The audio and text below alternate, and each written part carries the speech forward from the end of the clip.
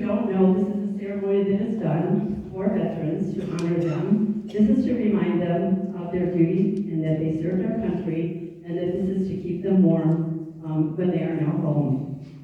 So please do not put this book away for your children or grandchildren. It is for you. Ladies and gentlemen, help me give a big round of applause. Thank you to our returning soldier, Ruth Catcher.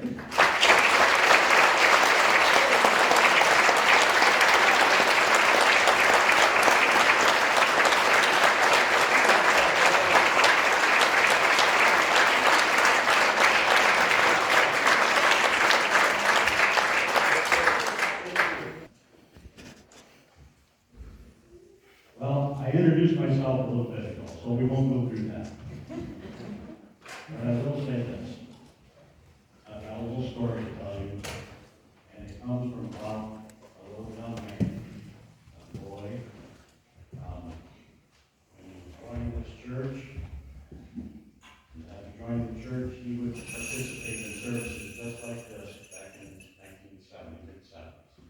And every year after that, we would go through this. We've seen veterans walk up there and tell their situations, tell their stories, and basically what they went through.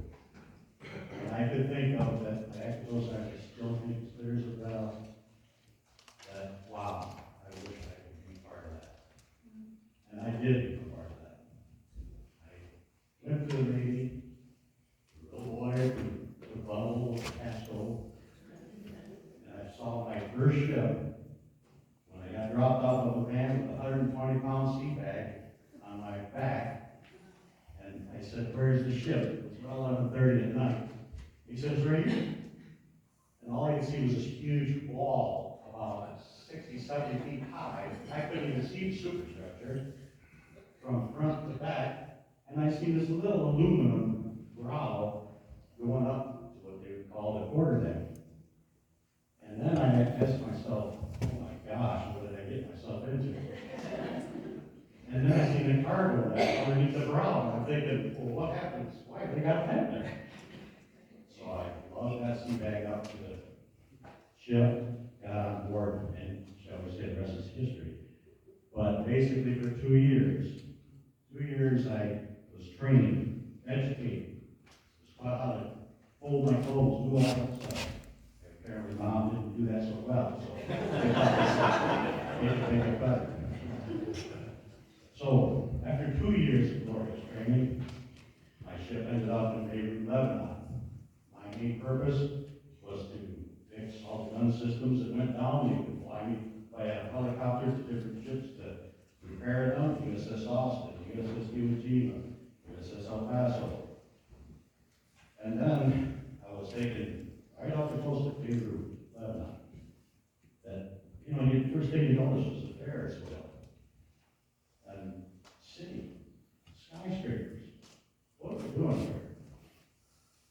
And then they blew up the barracks, Marine Corps barracks.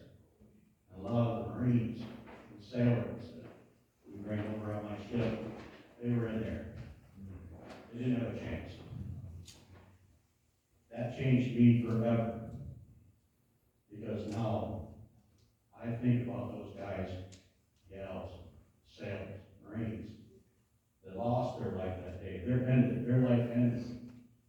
And it's because of services like this very one that every one of us can talk about people that paid the ultimate price. Hence, our Memorial Day. It gives us the freedoms that we enjoy every single day. And I don't want to ramble on because my wife says I have no filter, so I completely regret. But I do want to give you one last little tidbit. Before I went in the Navy, the largest caliber gun I shot was a 22 caliber. And as a gunner's mate in the United States Navy, my very first gun system that I learned how to fix and repair had a 3-inch 50 round. That projectile stood from the ground to about right here. And aside from the specifics about it, that was the smallest gun that I repaired. But that's another story for another day. I just want to say one last thing. thank you all for coming today. And this